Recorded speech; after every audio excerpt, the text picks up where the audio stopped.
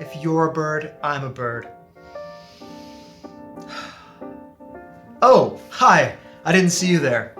I was just reading the 1996 novel The Notebook by Nicholas Sparks, later adapted into a feature film starring Rachel McAdams and Ryan Gosling. So you probably know the story. Guy named Noah renovates a beautiful mansion in South Carolina with the hopes of winning back a girl named Allie who he spent a romantic summer with years before.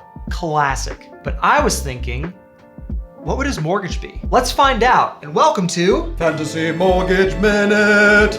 So in the movie, Noah's father sells his own house to help Noah pay for the mansion, which first of all, that's a gift. You gotta declare that. And the house in the movie is a real house. It's on Guatemala Island in South Carolina. Built in 1875, it's 5-bed, 4.5 bath, and 4,255 square feet. Now, there's an article on Trulia that says that the house from The Notebook today would be worth $589,000. But I don't think I agree with that, and I brought receipts. Now, first of all, it's tough to compare home prices over an 80-year span because there's so much that affects home values other than just like inflation. But I'm gonna give it the old college try. So the average home in South Carolina in the 1940s cost $2,145 and was around 1,177 square feet. That comes out to $1.82 per square foot. Now Noah's mansion was big, so based on that price per square foot, his house would come out to $7,744, which may sound cheap, but remember, that's nearly 4 times the cost of the average home back then. So for some context, the average home in America today is worth around $385,000. So in that scenario, Noah's home would be worth about $1.5 million,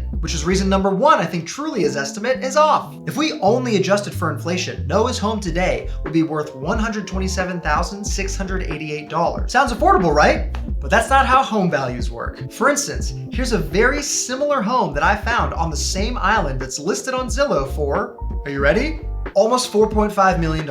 Honestly though, that sounds way more in line with what I would expect Noah's home to be worth today. Now, Noah's home may have been worth $7,744, but that is not what he paid, because as we know, that thing was run down. And Noah's a smart guy. He knew about the 70% rule, which says that when you're offering on a fixer-upper, you should only offer 70% of what you think the after-repair value of the home will be, minus what it costs you to fix it. 70% of Noah's home value is $5,420, so we'll say that's what he paid. Now I know I just said you should factor in the cost of renovating, but if you've seen the movie, you know that Noah and his father did all of the renovating themselves. And Noah worked at a sawmill, so I'm willing to bet he had no shortage of lumber and supplies sitting around. So what was Noah's mortgage on the house? Well, if he'd listened to our advice and put just 5% down, he would pay $27 a month, assuming his rate was 4.75, which was the average in 1945. Part of the reason that feels cheap is because Noah would not have been paying for home insurance, which did not become a thing until 1950. But wait, you cried, Noah was a World War II vet, so doesn't he qualify for a VA loan? And I say, no, you beautiful imbecile. VA loans didn't come about until 1980. But here's another question. Could Noah have afforded his mortgage payment? The closest estimate I could find on what may have been his salary was $1,689, which comes out to about $112 a month after taxes. And if we follow the 30% rule, which says that your housing shouldn't be more than 30% of your gross income, then